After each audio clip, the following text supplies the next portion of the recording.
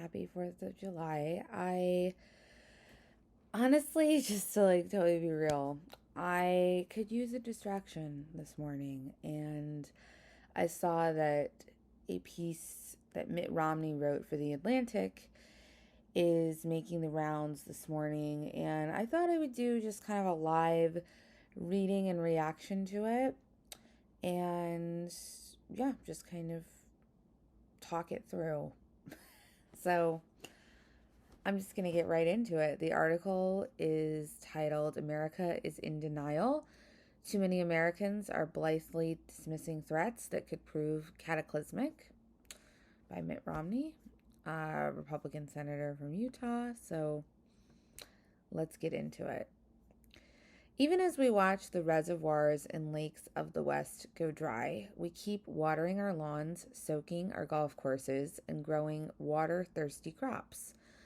As inflation mounts and the national debt balloons, progressive politicians vote for ever more spending, which, okay, so let's stop there, like 2 lines in. Republicans love to talk about the national debt, especially when Democratic presidents are in office. The fact is, Trump increased the national debt, I believe, by about $3 trillion. He increased it more than like any other president I know in modern history. And under President Biden, the national debt has actually decreased overall. The way that this is framed is sort of a straw man. And second of all, the national debt is really not a great indicator of anything. Healthy nations have debt. Again, people love to bring up this talking point about hitting a default on our debt and on and on and on. The real threat when Republicans like Mitt Romney vote against increases to the debt ceiling, which has almost happened a number of different times in the past couple of years. But in and of itself, there's no real indication that just having the debt poses any kind of a threat, existential or otherwise, to our country. A talking point that really means nothing. And progressive politicians, first of all, want to increase revenue. Kind of even going back to what I said a little bit before, if Build Back Better, which was the Biden agenda, it feels like forever ago now, but that was the human infrastructure package that last year was being negotiated. And that package, people love to talk about the $3.5 trillion price tag on that, except for the fact that all of it was going to be paid for through increased revenue that would come from increased taxation of the wealthy, increased IRS staffing and ability to pursue people cheating on their taxes, and specifically we're talking again about wealthy individuals, as well as establishing a higher corporate tax rate, going to 28%, which isn't, we're at 21. It's not even that high. Under Obama it was 35, just for context. Yeah, so all of it would have been paid for.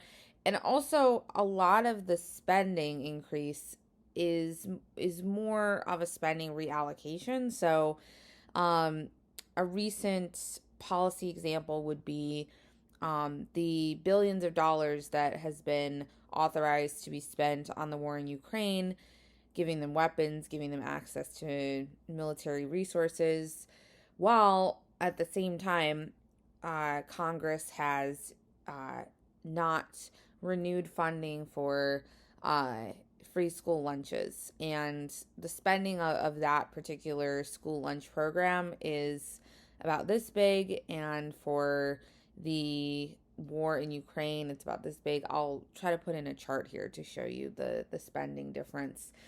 And a lot of the things as progressives that we talk about is just the allocation, where we're spending all of this money on weapons and militarization for a country that's not even ours. While at the same time, we're saying that we can't spend money to feed hungry, poor children, you know? So a lot of it is more of a discussion about what we're actually spending our money on, because we have the funds even now to do a lot more for our people than we're actually doing, which what we're actually doing is pathetic. But okay, let's continue. As the ice caps melt and record temperatures make the evening news, he's not a climate denier, which is nice to see, although that's a pathetically low bar. We figure that buying a Prius and recycling the boxes from our daily Amazon deliveries will suffice. When TV news outlets broadcast video after video of people illegally crossing the nation's southern border, many of us change the channel. I feel like I'm not even going to have time to go into all these points.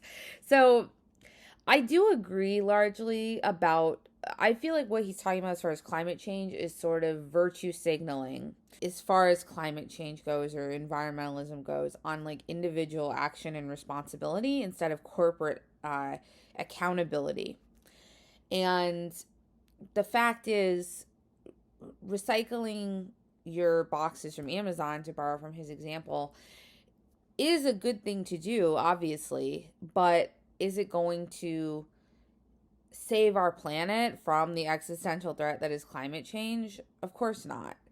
The real culprits here are big oil, lack of corporate responsibility as far as sustainability goes, huge levels of consumption that go on, and though that's not the fault of everyday people, the biggest levels of consumptions are really concentrated, as wealth is concentrated at the very, very top. If you look at the actual amount of resources and the carbon footprint of like the top 1%, it's massively disproportionate.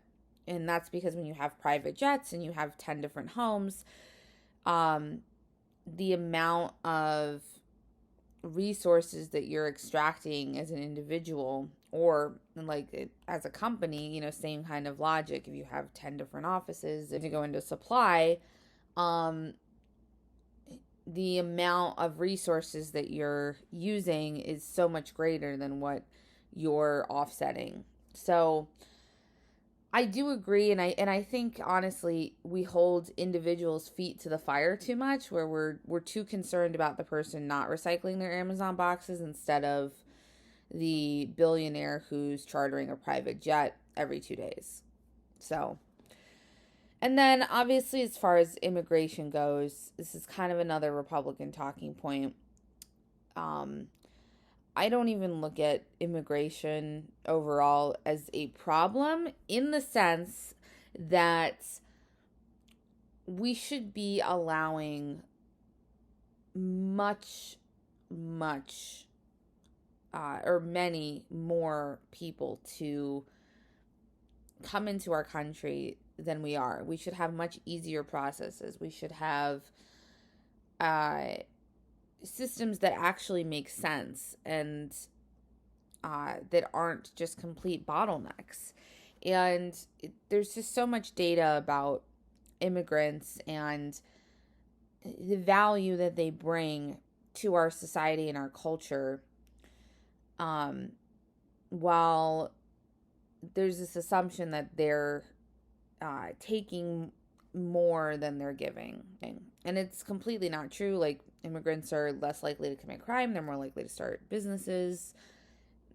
There's a lot more stats out there, but they actually, in many ways, make our country the great place that it is. And I mean, obviously our entire country is built on immigration and displacement in many ways as well, but it's not any kind of a threat. If anything, it's an asset. So, And when a renowned conservative former federal appellate judge testifies that we are already in a war for our democracy and that January 6th, 2021 was a genuine constitutional crisis, MAGA loyalists snicker that he speaks slowly and celebrates that most people weren't watching. True. Nothing to really say there. What accounts for the blithe dismissal of potentially cataclysmic threats? The left thinks the right is at fault for ignoring climate change and the attacks on our political system. I mean, we don't just think that, we see it. We have evidence for it. The right thinks the left is the problem for ignoring illegal immigration and the national debt, as you pointed to earlier. But wishful thinking happens across the political spectrum. More and more, we are a nation in denial. I do think there's an interesting point there that there's this like idealization and demonization that goes on both sides. And some people kind of refer to this as the culture war. But I think or partisanship is kind of another way to look at it. I do think that that's a thing that happens. I think the reasons for it are very complex and not even something I can go into because it's so complex. And I do think we're in denial, but I think it's more that we're in denial that we're headed for oligarchy and we're like very, very, very much on the brink of that happening. And like, it's a very, very imminent threat. I have witnessed time and time again in myself and in others a powerful impulse to believe what we hope to be the case. We don't need to cut back on watering because the drought is just part of a cycle that will reverse. With economic growth, the debt will take care of itself. January 6th was a false flag operation. A classic example of denial comes from Donald Trump. Quote, "I won in a landslide," unquote. Perhaps this is a branch of the same delusion that leads people to feed money into slot machines. Because I really want to win, I believe that I will win. It's an interesting kind of point about psychology. I think there's a lot of reasons people gamble, so to speak. And I don't know because Mitt Romney is a Mormon and Mormons are anti-gambling. So I don't know if that's even a particular slight that he's giving or if it's just a metaphor about denial. It's probably maybe a little bit of both. I think people gamble for a variety of different reasons. And I think what comes to mind is that what's missing is the context of most people's existence.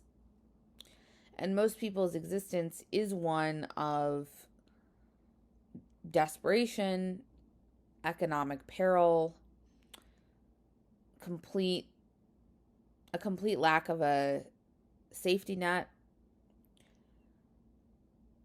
stagnant wages, etc. And I think there's a huge part of that economic oppression that also leads people to feed money into slot machines. When you look at the ways that casinos and other gambling establishments often actually target the poor or kind of exploits people who might be dealing with addictions, etc. And it's a lot more deep and nuanced and complex, again, than he's making it out to be. I do think there's an aspect of a warping of odds that goes into gambling where you think you're a lot more likely to win than you actually are, or else people really wouldn't do it. But I think there's just so much complexity that goes into these kinds of decisions, and magical thinking is kind of another way to think about that. But yeah, I don't disagree. I don't completely agree. I think there's just a lot missing, but Mitt Romney, someone who grew up incredibly privileged and leads now a very privileged life. I think his net worth is like around $250 million. So I think he doesn't really understand the average person's existence and thinking. Bolstering our national inclination towards wishful thinking are the carefully constructed, prejudice-confirming arguments from the usual gang of sophists, grifters, and truth deniers. Watching angry commenters on cable news, I'm reminded of H.L. Mencken's observation: for every complex problem, there is a solution that is clear, simple, and wrong. When entire countries fail to confront serious challenges, it doesn't end well. During the past half century, we Americans have lived in a very forgiving time, and seeing the world through rose-colored glasses had limited consequences. The climate was stable, our economy dwarfed the competition, democracy was on the rise, and our military strength made the U.S. the sole global hyperpower. Today, every one of those things has changed. If we continue to ignore the real threats that we face, sorry, there was a pop-up, America will inevitably suffer serious consequences. Yes, I agree with that completely. And the one thing I just want to add is that in many ways, we failed to capitalize on the opportunity we had post-Cold War because America was in this amazing position as a global hyperpower, as Mitt Romney says.